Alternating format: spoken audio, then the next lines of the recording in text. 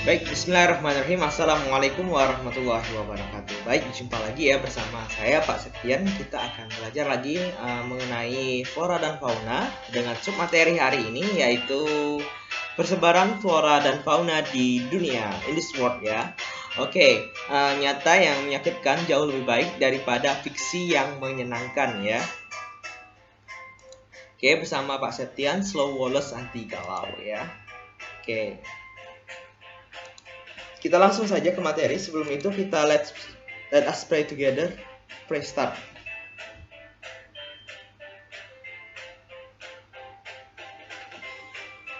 Amin. Oke, baik. Kita langsung ke slide selanjutnya. Oke. Persebaran flora dan fauna di dunia ya. Oke, jadi ini peta di dunia ya. Jadi kita bisa lihat dan pahami ya bahwasanya di dunia ini ya, di dunia mempunyai karakteristik bioma-bioma yang beragam ya. Tidak hanya satu saja, tapi berbagai macam bioma bisa ditemukan di dunia ini. Contohnya ada nanti akan kita pelajari yaitu hutan hujan tropis, taiga, tundra, sabana dan stepa, dan hutan gugur ya. Oke, pola persebaran flora di dunia dapat dipahami melalui bioma. Oke, jadi pola persebaran flora dan fauna itu bisa kita pahami dengan melalui pemahaman dari materi bioma ini. Bioma biasanya diklasifikasikan berdasarkan vegetasi ya, vegetasi yang dominan dalam suatu wilayah atau regional tertentu. Jadi misalnya kalau misalnya di hutan hujan tropis tuh banyak pepohonan, kemudian curah hujan tinggi dan lain sebagainya, itu disebut dengan hujan tropis. Namun ketika kita berada di tundra dengan yang notabene-nya tumbuhan lumut saja yang sangat luas dan beriklim dingin, itu juga disebut dengan wilayah regional yang luas yang berdasarkan vegetasi. Oke, tunggu apa lagi? Kita langsung saja ke slide selanjutnya ya. Oke, yang pertama itu ada tundra ya. Oke, kalau kita lihat tundra ya, ataupun tempat di mana ditemukannya di ketinggian dan garis lintang tertinggi. Semuanya tanpa pepohonan ya.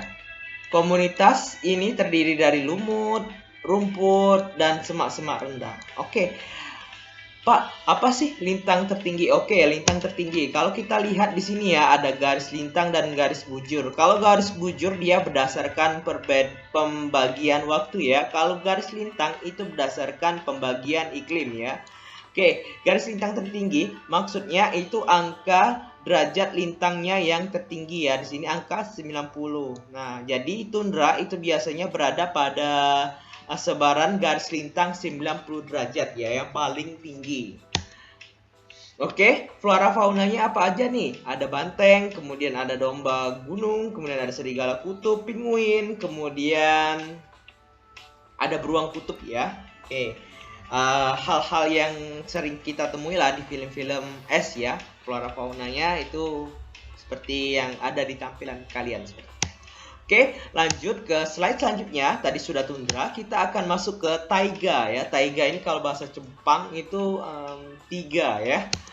Oke, taiga di situ kalau kalian sering nonton yang namanya Masha and the Bear ya, ting ting, Masha and the Bear, kalian tentu akan familiar dengan hal-hal semacam ini ya, karena di Rusia tempat dimana filmnya si Masha and the Bear itu diproduksi. Disitulah tempat pengambilan background dari taiga ataupun dari film Masha and the Bear ya. Nah, biasanya di taiga itu dicirikan dengan pohon-pohon yang berdaun jarum dan pohon-pohon pinus ya, seperti yang ada di gambar kalian. Dicirikan dengan musim dingin yang sangat panjang ya, musim dingin yang sangat panjang dan musim panas yang sangat singkat. Kenapa? Karena mereka biasanya taiga itu berada di bawah ya, atau di bawah bioma tundra ya. Tundra itu biasanya di atas lintang atas tadi ya, atau lintang tertinggi. Nah, jadi semakin dekat dia dengan tundra, juga dia semakin sedikit menerima panas matahari. Kemudian dia musim dinginnya semakin panjang ya. Kita lihat di sini pola sebarannya ada di utara Asia, tempat di mana Rusia berada ya. Ada di sepanjang utara Eropa, kemudian ada di Kanada dan Amerika Utara ya, sebagian Amerika Utara. Oke, flora dan faunanya apa aja nih? Oke, flora dan faunanya itu ada beruang ya. Ini beruang yang sangat familiar di itu, beruang hutan ya. Kemudian ada rusa, kemudian ada juga ya sedikit itu beruang kutub, kemudian raja wali dan lain-lain sebagainya. Ada juga serigala. Kalau kalian sering nonton Balto, nah kalian familiar dengan dia ini ya. Oke, selanjutnya tadi sudah tundra dan taiga, kita lanjut ke gurun ya. Oke, ini pindah ya Pak? Iya benar, kita pindah. Gurun ya, kita ke gurun. Wah, tapi kalau kalian lihat ini identifikasi kalian pasti filmnya Oscar ya, bukan maksud saya untuk promosi film ya. Oke, film Oscar sering juga nampak menampilkan bioma dari bioma gurun ya. Oke, gurun itu apa sih? Hamparan padang pasir ya. Di gurun itu hamparan padang pasir yang ditandai dengan rata-rata curah hujan yang sangat rendah ya, ataupun curah hujan kecil daripada tingkat penguapan massa air ke atmosfer. Jadi dia lebih banyak penguapan ke atmosfer daripada curah hujannya ke bawah ataupun ke gurun ya. Seperti itu. Itu ciri-cirinya. Oke, kemudian apa aja nih sebaran dari bioma gurun ya?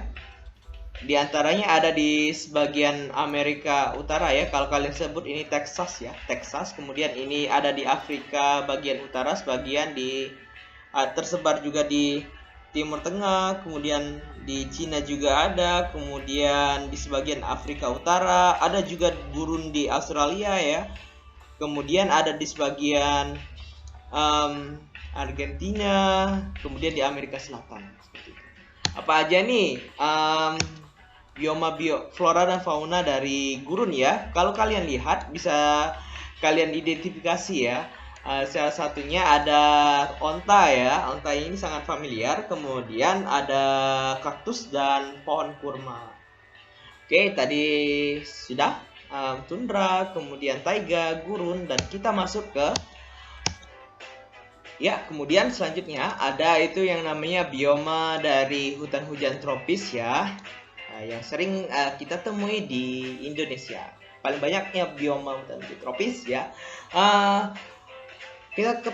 Seperti yang kita ketahui ya, suhu yang ada di hutan hujan tropis itu relatif stabil ya sepanjang tahun, dan curah hujan yang sangat melimpah.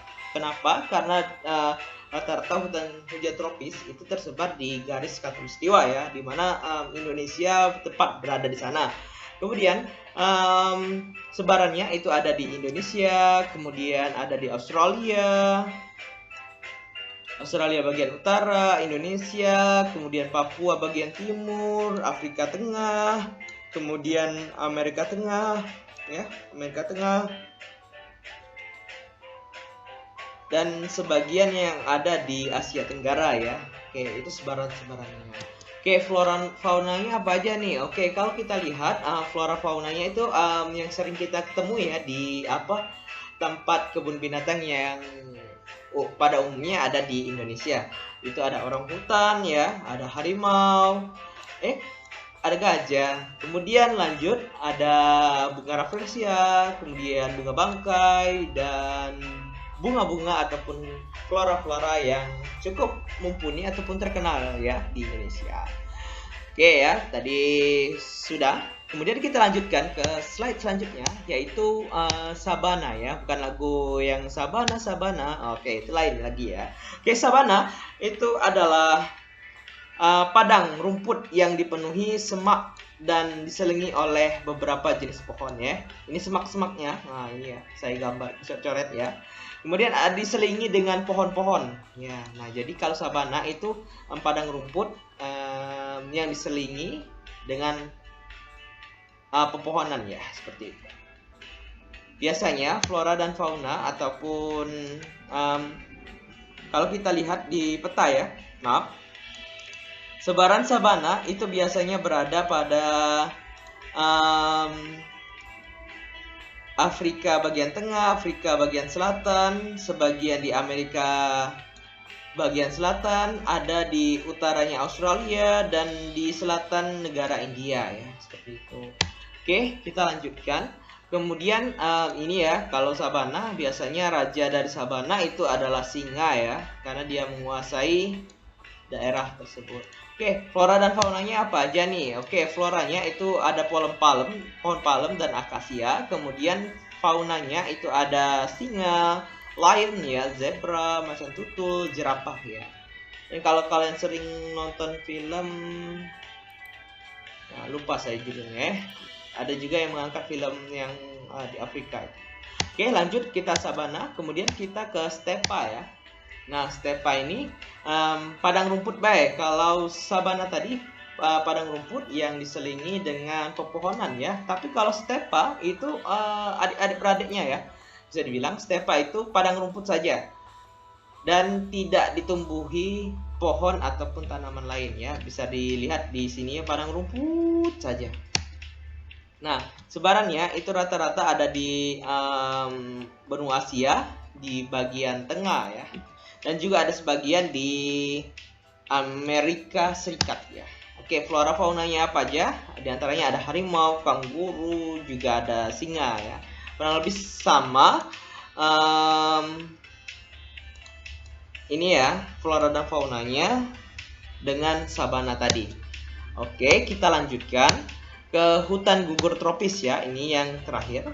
Oke, hutan gugur tropis ini biasanya terletak di lintang 20 derajat ya. 20 derajat lintang utara atau selatan atau pinggiran bioma hutan hujan tropis. Nah, jadi kalau di sini misalnya saya gambarkan ini ya, misalnya di sini hutan hujan tropis.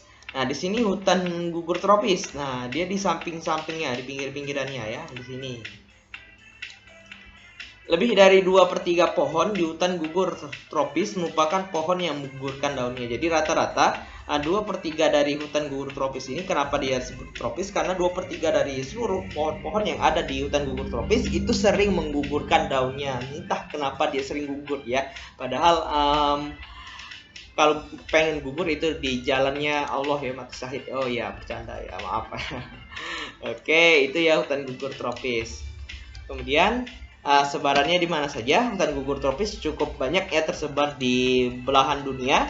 Ada di Kanada, Amerika Serikat, ada di Argentina, di Eropa ya itu rata-rata. Kemudian ada di sebagian utara Asia maksud saya. Kemudian ada di selatan bagian Australia, ada di Selandia Baru ya. Ada juga di Jepang. Oke, sampai sini paham ya? Kalau masih kurang paham, silahkan tanyakan ke saya pada kolom komentar. Kalau tidak, kita lanjutkan di pertemuan selanjutnya. Oke, sampai jumpa. Kita tutup dengan doa kafaratul majelis. Oke, saya tutup. Wassalamualaikum warahmatullahi wabarakatuh.